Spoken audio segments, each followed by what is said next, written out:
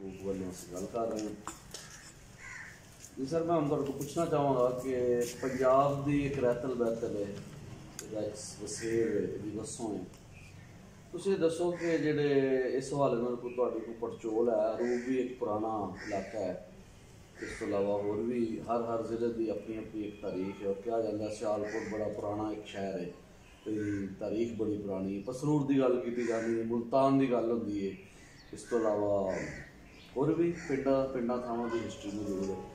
तुसीं इस हवाले नाल कोई तुहाडा कोई मुतालिया, कोई तुहाडी कोई इस हवाले नाल पड़चोल?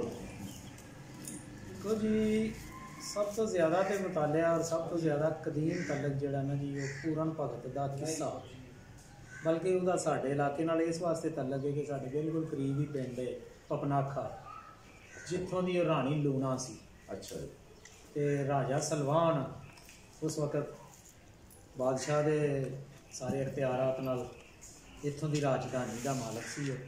ठीक है जी। तो उन्हें पपनाखे की एक औरत नाल शादी की जिहदा नाम लूना सी, ते बाद उन्होंने राणी लूना का खिताब दिता। तो ये तकरीबन कोई अज तो 23 या 2400 साल पहले का वाक़या है। उस वक़्त के हवाले नाल एक कितनी अच्छी, बल्कि तारीख नूं खोलीए तो पूरन भगत ते राजा सल्लू जिहदे नाम के नाल सियालकोट बनया सी जी। असल सियालकोट की जिहड़ा वजह तस्मी है जी, वो राजा सल्लू सल्लू तो सियालकोट बनया। बेहतर। ठीक है। तो सल्लू का भाई सी पूरन भगत जी। पूरन भगत उस वक़्त का तुसीं उहनूं कोई रशी मुन्नी या वली अल्लाह दरवेश कह सकते हो, उस वक़्त की मज़हब का इत्थे सी। तो कहा जाता है कि उन्होंने दोवां ने राजा सल्लू जिहड़ी सी ना एडमिनिस्ट्रेशन उहदे च अपना सानी नहीं सी रखदा, ते पूरन भगत जिहड़ा वो मज़हब दे विच उहदा कोई सानी नहीं सी। तो उन्होंने तुसीं एक मजहबी स्टेट के नाम तो उन्होंने इनू चलाया और इहदियां सरहदां बहुत दूर दूर तक सियालकोट दी, क्योंकि वो सियालकोट तो दारुल हुकूमत सी, दारुल खिलाफा सी, मगर वो राजधानी जिहड़ी सी अटक तक ते बाद मुल्तान तक वो असरात जिहड़े मौजूद सन। तो बहुत अच्छे तरीके नाल मतलब लोक गीतां दे विच उहदा नाम पुकारिया गया।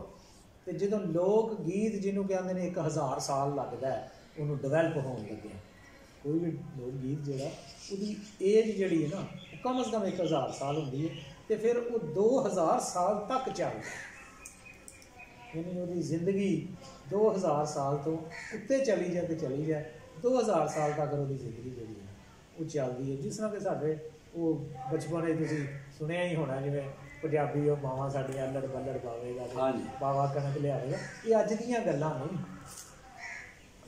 ये शायरी ये साढ़े अज की शायरी नहीं, इस शायरी में तो 1000 साल गुजर या लोरी। ठीक है, ये वो चीज़ां ने जिन्होंने सानू डेप्थ दी है, जिन्होंने सानू साढ़े कोल बहुत आला ते अच्छा निज़ाम सी।